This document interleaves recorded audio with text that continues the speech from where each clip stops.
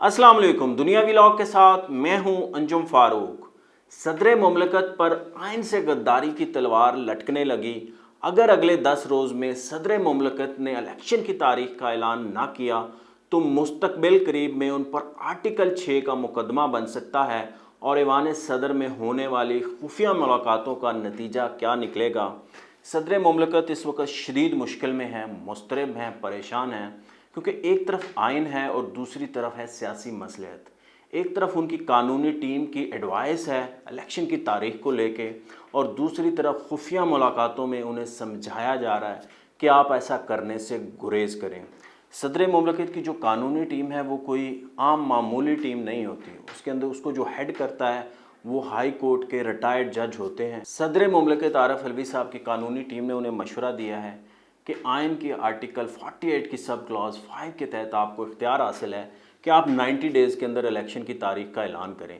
मगर ताहाल सदर मुमलकत कन्फ्यूज़ हैं, वो शशोपंज का शिकार हैं, वो फ़ैसला नहीं कर पा रहे कि वो तारीख का ऐलान करें या ना करें। हत्ता कि जो आर्टिकल 48 है वो वाज़ह है, उन्हें कौमी असम्बली की तारीख का ऐलान करना है इलेक्शन के लिए।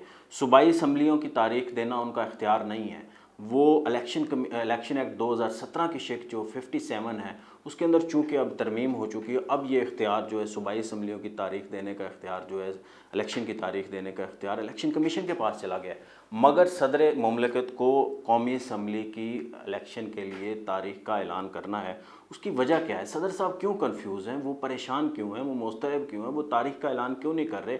उन्हें वजारत कानून से भी मुशावरत की थी, उन्हें बताया गया कि आपका ये इख्तियार नहीं है।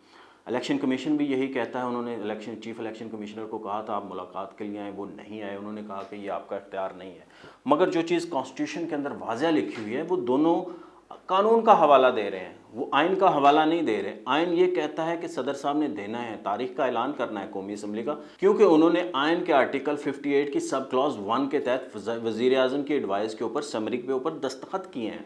मगर सदर साहब नहीं दे रहे। उसकी वजह यह है कि उन्हें समझाया जा रहा है। बहुत सारी खुफिया मुलाकातें हो रही हैं। पहले एक खुफिया मुलाकात हुई ऐवान सदर में, उनको समझाया गया, वो तारीख देने लगे थे मगर उनको समझाया गया कि आप ऐसा मत करें। उसके बावजूद वो नहीं माने। उसके बाद फिर बहुत अहम शख्सियात ने इस मुल्क की और उन्होंने सदर साहब से मुलाकात की है, इदारों के हेड हैं, उन्होंने मुलाकात की और उन्होंने सदर साहब के को समझाया है कि आप ऐसे करने से गुरेज करें, क्योंकि ऐसा नहीं हो सकता कि कौमी असम्बली के इलेक्शन अलग हों और सूबाई असम्बली के इलेक्शन अलग हों। इससे बहुत ज़्यादा इंतज़ामी तौर पे भी मसले आएंगे। इससे पाकिस्तान की मुआशी हालात भी ऐसे नहीं है कि वो दो बार इलेक्शन की जो है ना ख़र्चे बर्दाश्त करें, क्योंकि इलेक्शन कमीशन जो है वो पहले हल्का बंदियों में जा रहा है। जो इलेक्शन एक्ट 2017 की शिक 17 हैं उसके तहत उन्हें हल्का बंदियाँ कर रहे हैं। अब उन्होंने हल्का बंदियों का शेड्यूल भी बहुत पहले कर लिया है। पहले उन्होंने कहा था कि हम 14 दिसंबर तक इसको फ़ाइनल करेंगे, अब वो कहते हैं कि हम 30 नवंबर तक कर लेंगे और जनवरी के एंड के अंदर, आखिरी हफ्ते के अंदर हम इलेक्शन के ऊपर चले जाएंगे। ये इलेक्शन कमीशन ने वाज़ह कर दिया है।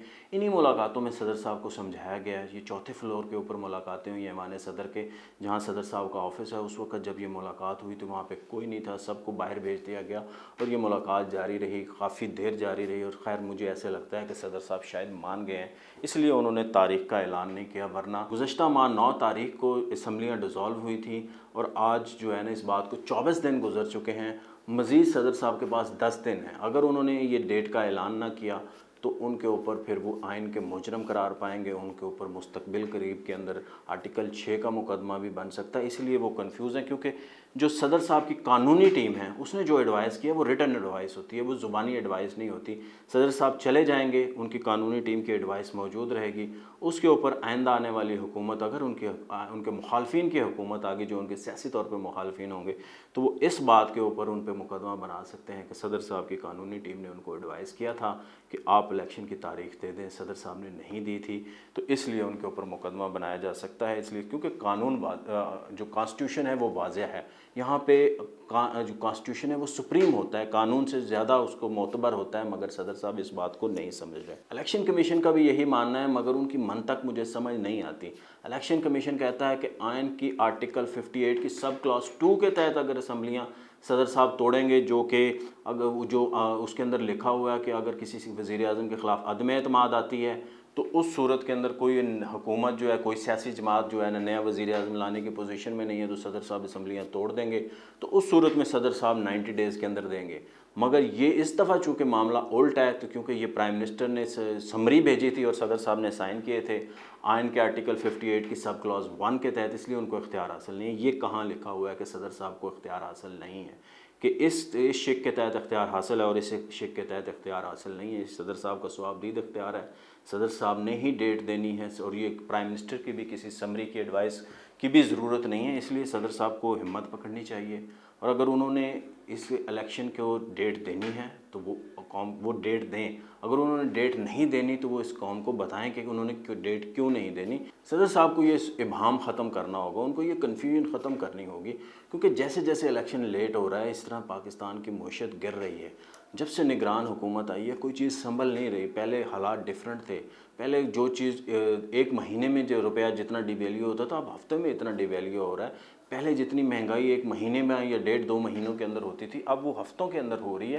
तो इसलिए जितनी जल्दी इलेक्शन होंगे उतनी जल्दी जो पाकिस्तान का भला है, इस अवाम का भला है, पाकिस्तान इस गर्दाब से निकलेगा। ये जो कन्फ्यूजन फैली हुई है, जो अफरा तफरी फैली हुई है, जो लोगों के अंदर इस्तराब है, वो ख़त्म होगा। अगर ये इस्तराब ख़त्म होगा तो पाकिस्तान आगे जाएगा, अदरवाइज़ फिर हमारी मईशत पीछे से पीछे जाती जाएगी और महंगाई बढ़ती जाएगी। मुझे दीजिए इजाज़त, अल्लाह हाफ़िज़।